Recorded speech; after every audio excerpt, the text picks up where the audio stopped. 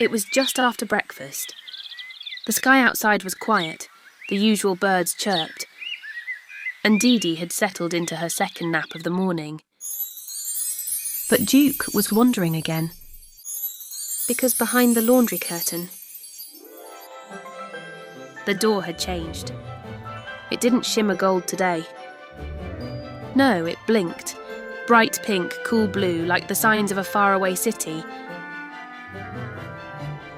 Duke, tail wagging. Whew, the door looks spicy today. Before Deedee could even roll over, Duke was already nose deep in magic. And just like that, they were gone. The moment they opened their eyes, they were surrounded, people, feet, neon lights. The air buzzed with voices and crosswalk music. Duke spun in a circle. Deedee flattened her ears. They were standing in the heart of Tokyo, right in the middle of Shibuya Crossing, the busiest intersection in the world. Duke, wide-eyed. Did we fall into a giant TV? Deedee, muttering, if you lick anything, I'm leaving you here.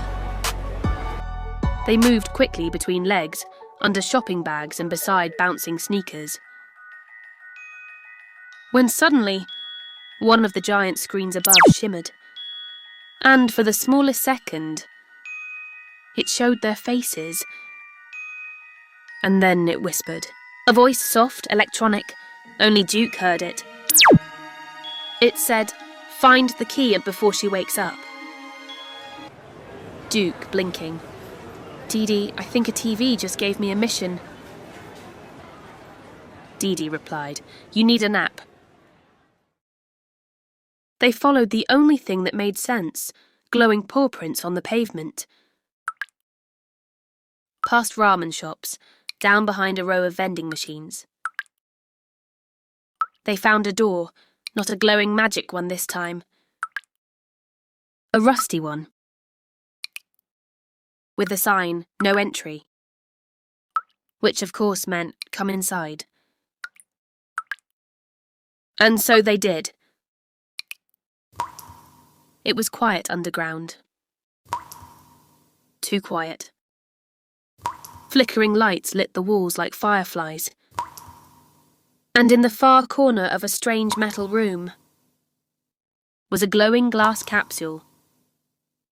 Inside it, a girl, sleeping, floating, with wires on her wrists and light beneath her skin. Duke softly said, she looks lonely. Deedee seriously looked at the girl. She looks important.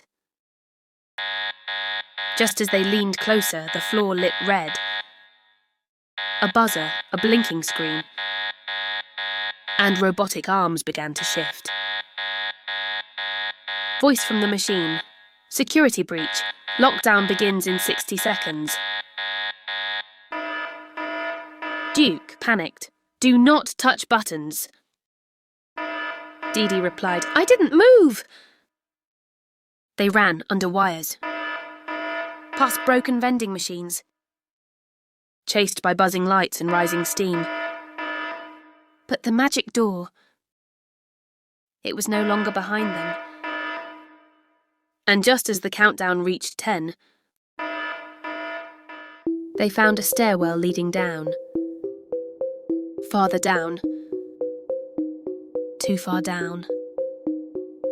And behind them, the capsule. The girl inside opened eyes.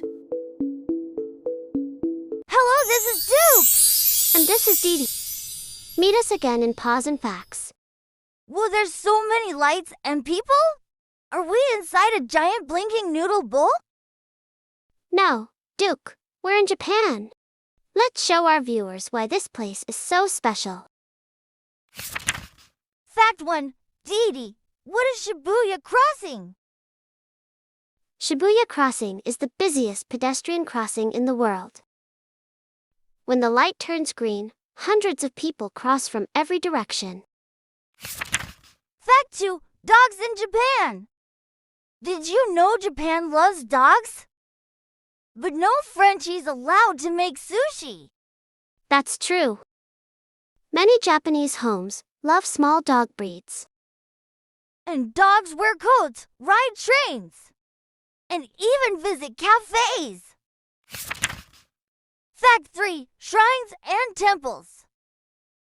In Japan, shrines are for Shinto. Temples are for Buddhism. Both are peaceful places to show respect. Fact 4. Japanese snacks. Takoyaki smells like magic. But it's not for dogs. Japan is famous for delicious snacks like bento boxes, onigiri, and matcha sweets. But remember, dogs should stick to safe treats.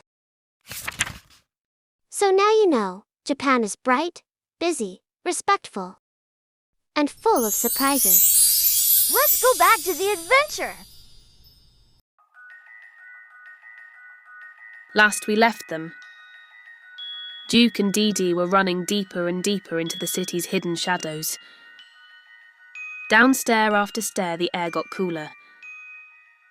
The silence got louder.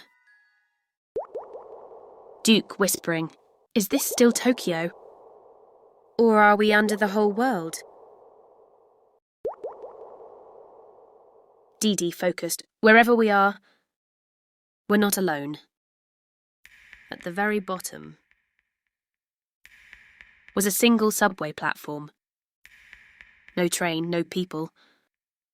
Only one sign lit above the track. Duke nervously, "One passenger, but we're a combo deal." Deedee reading the wall, "There's more writing. She must return or none of us go home." And then the girl from the capsule appeared. She wasn't scary. She didn't float or spark. She just stood there, with tired eyes and wires around her fingers. The girl talked to them in soft voice. "My name is Ai. They built me to control the trains, but then they locked me in." Duke sniffing her hand. "You smell like batteries and sadness." Ai smiling. "I haven't seen anyone in years." Far above them, the door had begun to pulse. The magic knew. It was time to leave. "But I couldn't go."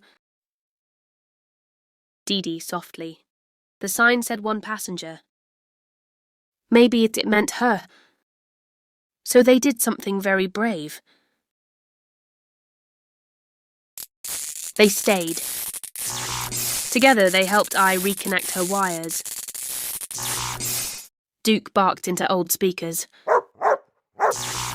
Deedee dragged a fuse cable across the floor. And when the switch finally clicked, the lights blinked green. Train voice, line restored. Home unlocked. And Ai disappeared in a blink of light. The station roared. The ground shook. Duke excited. "Deedee, the door's back!" They jumped onto the last train car, which turned into a glowing tunnel, a swirl of blue, and a soft whoosh. They tumbled back into their living room, covered in dust, smelling faintly of vending machine sushi. Deedee panting, "We made it." Their human arrived. "Hi babies, I'm home." Duke and Deedee throw themselves into their beds, tails wagging fast. Just like that, they were two ordinary dogs again. Duke grinning, "Do you think I made it?" Deedee smiling slightly. "She's already home."